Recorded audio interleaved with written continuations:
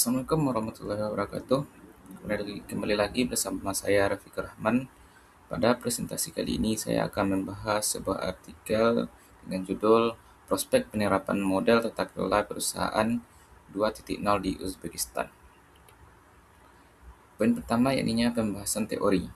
Teori utama dalam paper ini adalah Corporate Governance 2.0.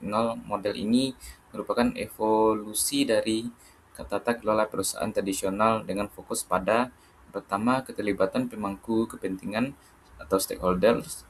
Yang kedua, tanggung jawab sosial perusahaan atau CSR. Yang ketiga, kewarganegaraan korporat. Dan yang terakhir, pembangunan berkelanjutan. Tiga prinsip dasar dari corporate governance 2.0 menurut J. Subramanian, yakni yang pertama, Dewan Direksi berhak mengelola perusahaan untuk jangka panjang. Yang kedua, komposisi Dewan harus optimal. Dan yang ketiga, pemegang saham harus diberi suara yang tertib. Dalam artikel ini, kasus yang dibahas yakni yang pertama, reformasi sistem tata kelola perusahaan di Uzbekistan sejak 2014, termasuk adopsi corporate governance kode dan modernisasi peraturan hukum. Yang kedua, kasusnya berupa kebutuhan dan tantangan dalam mengimplementasikan prinsip-prinsip corporate governance 2.0 di Uzbekistan, khususnya kurangnya kerangka hukum dan kelembagaan untuk tanggung jawab sosial perusahaan. Sedangkan objek penelitian atau sampel penelitiannya yakni bersifat konseptual dan normatif, sehingga tidak melibatkan sampel empiris dalam bentuk survei atau wawancara. Namun, objek utama yang dikaji adalah sistem tata kelola perusahaan di Uzbekistan, khususnya perusahaan-perusahaan publik atau joint stock companies yang telah mengalami reformasi dan menjadi pusat perhatian dalam upaya peningkatan efisiensi dan transparansi.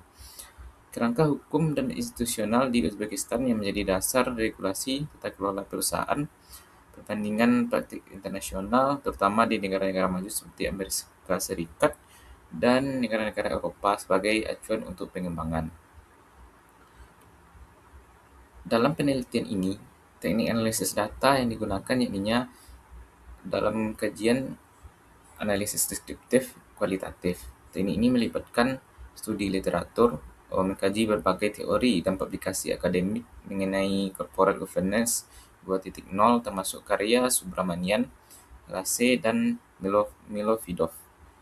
Yang kedua, analisis kebijakan, yakni menelaah kebijakan-kebijakan utama di Uzbekistan sejak 2014 seperti Undang-Undang Perusahaan Publik, program reformasi tata kelola, dan strategi pembangunan nasional. Yang terakhir yakni perbandingan internasional, melihat praktik terbaik atau best practice dari negara-negara lain dalam menerapkan prinsip-prinsip tata kelola modern, khususnya dalam hal CSR dan melibatkan pemangku kepentingan. Dari artikel ini dapat dihasilkan bahwa Uzbekistan belum siap secara kelembagaan dan regulasi untuk mengadopsi penuh corporate governance 2.0. Perlu langkah bertahap seperti adopsi konsep CSR secara nasional, pengembangan peraturan baru terkait tata kelola dan pelaporan non-finansial. Dan yang terakhir, adanya dukungan negara terhadap inisiatif sosial dan pendidikan di bidang ini. Pengimplementasian model ini dapat meningkatkan transparansi dan akuntabilitas yang berkelanjutan perusahaan di Uzbekistan.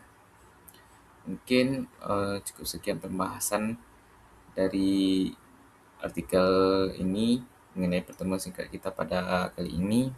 Saya Rafiq Rahman. Saya ucapkan terima kasih. Saya sudahi.